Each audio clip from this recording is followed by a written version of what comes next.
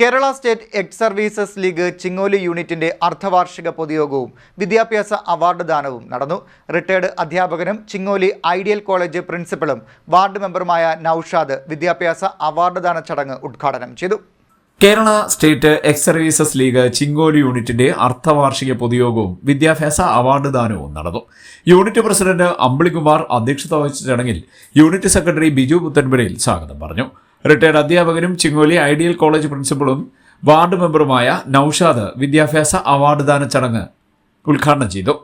തുടർന്ന് 10ാം ക്ലാസ്സിനും 12ാം ക്ലാസ്സിനും ബിരുദാനന്തര ബിരുദ തലങ്ങളിലും ഉന്നത വിജയം നേടിയ വിദ്യാർത്ഥികൾക്ക് അവാർഡുകൾ വിതരണം ചെയ്തു.